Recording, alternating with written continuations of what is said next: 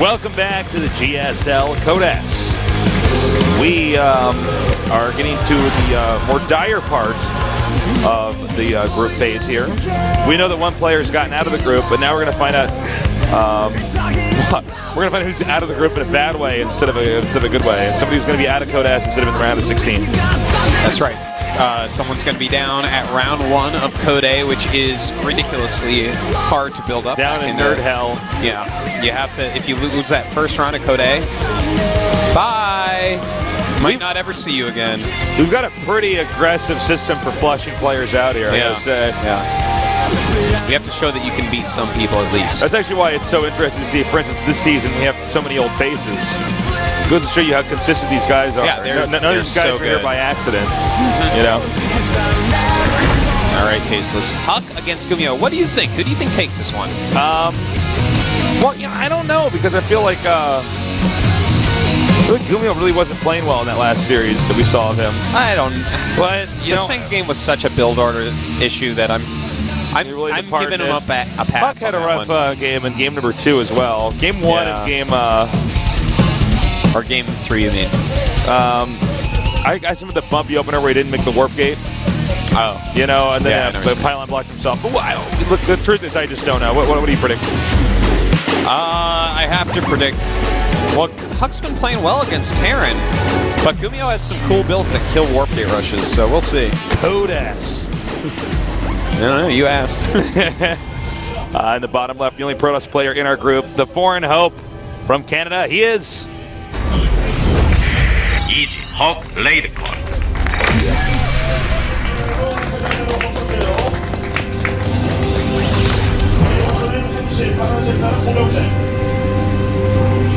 And in the upper right, we've got our Terran player, the legendary Tal Terran. He is... FX GuMiho.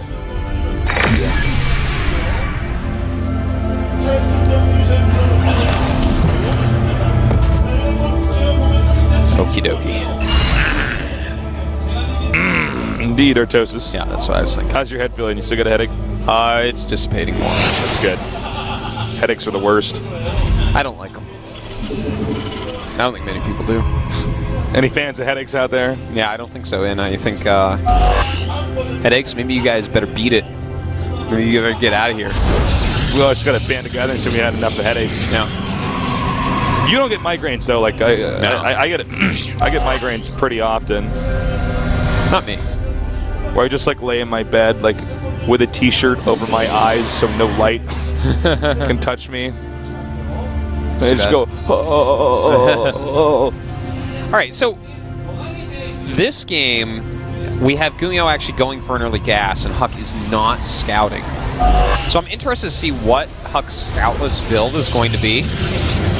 This could be some sort of timing attack, or it could be a gas-based build. Huck is very comfortable trying to end the game early on. He is, yes, and I mean he's doing something probably out of the ordinary. It doesn't have to be though. We've seen more and more Protosses forgo scouting at the pro level recently because Terran almost always has the wall-in up nowadays. It's very rare that you can get inside. Yeah. And if you can get inside, it's either because they're sneaking a proxy racks, so they didn't afford the depot, or they're going for a really quick command center, which you can scout anyways. So, I mean, we'll see. We'll see what ends up happening with this. But it looks like it's going to be a Marauder expand for GuMiho, just going up against a fast expansion from Huck with no scout. Just scouting with the Zealot. All right, so the SCV comes up here, and that will be a Nexus down there. But ooh, he hit that Nexus. That was well done. That was really nice. Yeah. Well, he sees a Zealot and a Stalker, though, and when you see a Zealot and a Stalker, you're going to think, does he have 2 gas? It's hard to say, but this is really good for GuMiho. This is really bad for Huck. Yeah, this is rough. This is really rough, because Huck is on 1 gateway, and he's just now adding more This can actually end like right away if he keeps pushing forward. You know, I think what happens here is probably the Nexus is going to die. Wait, how many SCVs does he have out here, though? Did he already bring another one? Actually, he did not. He has one that's like almost dead. He's sending a second. So, I mean, I feel like this is definitely a situation in which GuMiho can kill off the command center.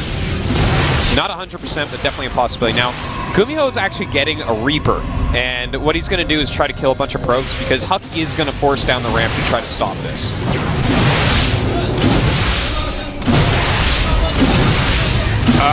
Well, Huck is going to the 4 gates, so I don't know if he's going to actually kill this. I think he's going to have to cancel this, man, with the bunker there.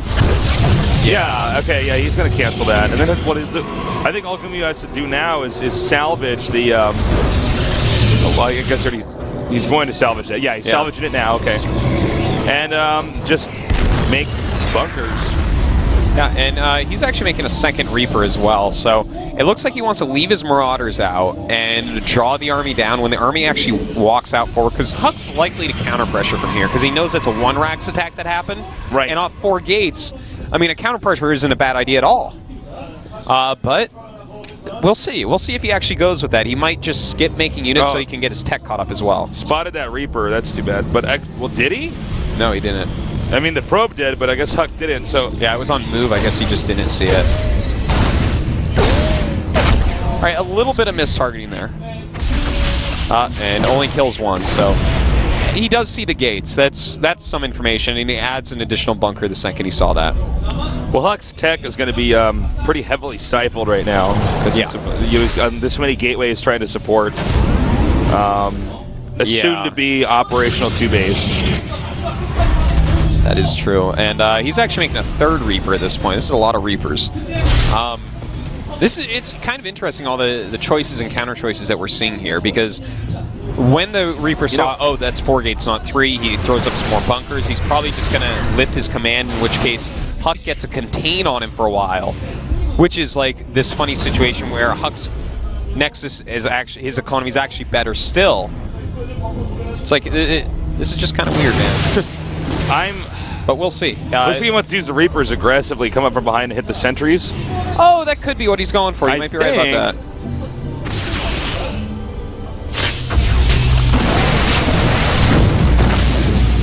Well, I mean, here Huck goes, and I don't think that this is going to be held with that 1 bunker.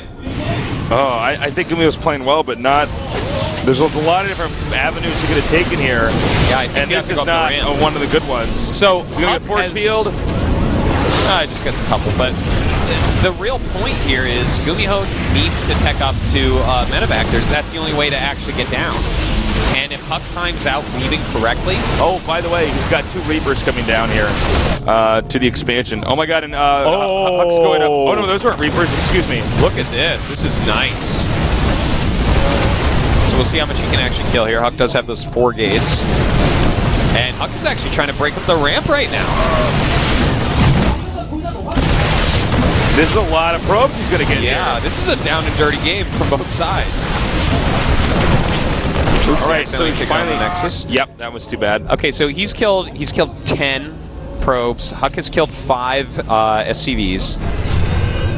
And, you know, I see why Huck went up the ramp. If there weren't any bunkers there, maybe he could have gotten something done, but,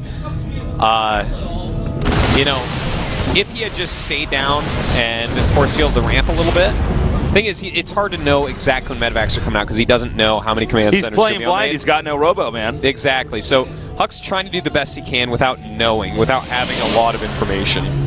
So the game is... Let's see where the game's actually at. Okay, 21 probes and 32 SCVs. Okay, that's where I can stop. Huck's in bad shape because, you know, that 3rd command center really helped. This is a pretty sizable army coming up here. I think he's going to use his SCVs. He can kite okay. Just not enough energy to really utilize force fields, and he can actually... Whoa, just closes that in time. It's going to make it very hard to actually break through here with the Zealot-based army. Oh, this is so tough for Huck. Only 21 this probes. This game is so weird. Yeah. He's so low on probes. If he has 4 medevacs out in the next few rounds, if units come out, he can actually push, though. You're exactly right. 2 to 4 medevacs here without splash damage, with a very hurt army. I mean, this is not. Huck is not going to last long against this. Excuse me. I had to drink some water. Yeah, I mean, this medevacs are such a game changer because of what we're seeing right here. Yeah. The damage output of the Stim Marines, plus, you know, the fact And that he's they going to get get healed these so quickly. sentries because they're so slow, or he could have. So yeah, we're going to see as more medevacs come out. He's actually going to have medevac, Stim, combat shields, concussive shells, and 1/1 upgrades against a Protoss with almost no real economy comparatively just, and no upgrades at all. I mean, this is kind of a different game because he was forced into this position, but in general, Huck is just, I see him in too many situations where it's pure gateway and he doesn't really have the... Yeah, this has been a weird one because GuMiho did start with that early pressure that's not as common anymore. But, yeah, I mean, what do you do here as Huck? There's no way he's stopping this army. Like, GuMiho doesn't have to micro this. No, He can attack, move this army, and it will kill Huck. Huck has 6 Zealots, 5 Stalkers, and 3 Sentries. That does not stop 29 Marines, a handful of Marauders, and 4 medevacs. With 1/1. we're probably going to have to go to game number 2 in a little bit here, guys. Yeah, should be able to tear down the rocks. He'll have the barracks just to add, just to enhance this attack and mess up the Stalkers in the back. The barracks it's in front of the army. You can draw some Stalker fire. Yeah. But, and that's I mean, he's microing slightly, but he doesn't really need it. Upgrades are good. Yep. So, we're going to go on to game number 2, yeah. You know, when you got, especially 4 more medevacs, GG, there's just not much you can do. Now, by that time, when there's 4 medevacs, if you don't have splash damage or good upgrades in like charge or something like that, right? Then you're pretty dunzos. So you're pretty dunskies. Yeah. Sticking a fork in you because you're done. Yeah. Take you out of the oven because you're done and you don't want to burn. That's right. Well, what map is Huck going to pick, you think? Oh, that's a good question. Well, the thing is, a lot of Protosses like Cloud Kingdom against Terran, so that one's already been used. I really don't know what he's going to pick. Definitely not Entomb. Let's see. Wait, we don't even have Entomb this season, do we? I know. I don't think we do. I think we actually got Whirlwind. All right, Whirlwind. Yeah, not a bad choice. Whirlwind will be a fine map for him. It's a big map. It's going to take GuMiho a lot longer to walk across the map with any armies. Of course, warp gate attack speed won't be greatly hindered by this. You know, it's too bad because I really wanted to see what Huck actually had planned for that. But the Marauder Rush came and he lost both the Zealot and the Stalker. And yeah. Well, that's really rough. If you don't scout and you walk out with your first 2 units, it's a risky thing in and of itself. Yeah, he lost his Zealot and he lost his Stalker. Yeah, and that's it's too bad because his Zealot kind of led the way, and I guess he didn't see the Marauder coming. In which case he loses both, which is the worst case scenario. If you just lose a Zealot, it's not a big deal. All right, guys, let's get hype. It's Huck going up against GuMiho in game number 2.